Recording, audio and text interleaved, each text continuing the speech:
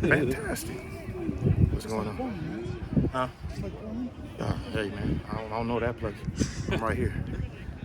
How do you feel about the room? 10 practices in so far. You know what? I think that we're building each day. As the install continues, we continue to grow. More importantly, the competition is fierce, which is great. I love that part. And guys are making plays on the ball, so I can't complain. Who's really stood out, especially with Bobo and Efi out? I would say Rashawn Clark, as well as Leroy Bryant, has really been showing up major in the roles and the reps that they're taking. It's always great, and Dyson is showing his veteran leadership, being able to execute in clutch situations. So all those guys are performing pretty well right now. Seems like Rashawn was playing a lot of nickel. Now maybe you got a little more outside with some guys out. Is he someone you think you could play all over, or what do you think his best fit is right now? Well, the thing is, being DBU here, it's DBU, not position. You know what I mean? So one thing that we're looking forward in recruiting is making sure we get DBs that can play multiple spots. And so when you see guys bounce around in different positions, that's by design. That way that we can build both versatile DBs at all times. So you'll see guys pretty much everywhere in practice. How different is Clark from last year when he was the true freshman to being the redshirt freshman? Hey, time and maturity, my man. But he's growing up quite a bit. It's always a transition from kids coming out of high school and in the college ranks, right? Being able to learn the time management and everything like that. So he's doing well in the classroom as well as on the field, balancing his life and his time. So it's progressing. And he's got a nose for the football. He's got about 6 interceptions, I think, this week. Hey, it's nothing different than what we all seen in high school already, man. He made plays on the ball in high school, and he's doing it now. What was the assignment or kind of message for Leroy this offseason coming into the spring? You know what, the message, man, is trying to create more turnovers, to be honest. We didn't get our hands on enough interceptions last year. It's really subpar. So that's been a focus. Coach Wall's done a great job of bringing that mentality here as well. But hopefully, as you guys seen it in practice, with you guys being here, we getting our hands on a lot of footballs, PBUs, interceptions, and things like that. So, that's going to be the goal and the focus going into it. We got to find the football and make plays. When you look back last season, what was maybe the result of why there wasn't as many interceptions? Was it just opportunities? Was it guys not making plays? Well, I would say, turnovers come in bunches, man. Once they start going, but they flow in. So we hoping to start hot this next season and get it going from there. What were your first impressions of Leroy, and how much has he changed in the years you've known him? He's a great kid and also eager. You know what I mean? He was here before I got here. So learning his way before I got here, and then we really learned each other. And learned him and how he is as a player. But also too, I think part of coaching is learning who the player is as well and how they learn and what's the best attributes for them. So it took a little time, for us to mesh and learn each other quite a bit. But he's a brilliant kid, a smart kid, and he loves to compete. He wants a spot on the field. And he don't rock that zero for nothing. So hey man, he want to play ball. Are there one or two things he looks like he's maybe improved that you see this spring, maybe relative to the end of last season?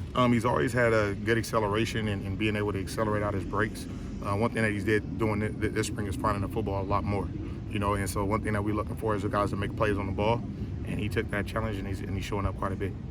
He had a really good fall camp last year and then got hurt right at the end. No doubt. How'd you kind of see him deal with that adversity of being right there and then missing that opportunity? You know what? I believe that adversity builds character in every man. And if you embrace that challenge and you keep working, then you come back stronger.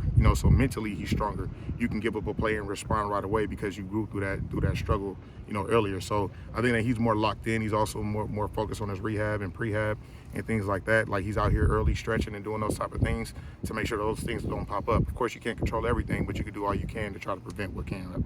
What was that injury that he came back from? To be honest, I don't even remember. All I know is he out here running right now. So you had a nice message for Caleb Presley on Twitter on his way. Fair to say he's leaving on good terms? Absolutely, man. One thing about it, when you spend that much time with kids, you love them. You want the best for them. And so he made a decision that was best for him. All I could do as a man is support him in that. I wish him nothing but the best. That's what you say. And he needs to go be great, and I believe that's what he'll do. How different has it been for you this spring? Obviously, you got the overarching DB role. You got Taylor Mays back there. Just how do you guys been gelling? Man, you know what? Taylor is an awesome guy. Of course, we all know he's a huge human being. But he's a really cool dude to work with, man. He's brilliant, he's smart. We all know from his playing days he was physical and violent and took good angles to the football, and he was an enforcer in the middle of the field. So learning the angles and the way you should tackle and approach the tackling, I believe I'm never the type of guy that can't keep learning. So he's come in and brought some fresh ideas and things like that, and I'm getting some ideas from Walt as well. So we working well together as a whole defensive staff. What have your responsibilities changed at all with the new title? Do you have more responsibilities than last year? Yeah, you know what? We all do what Coach Fish tells us to do.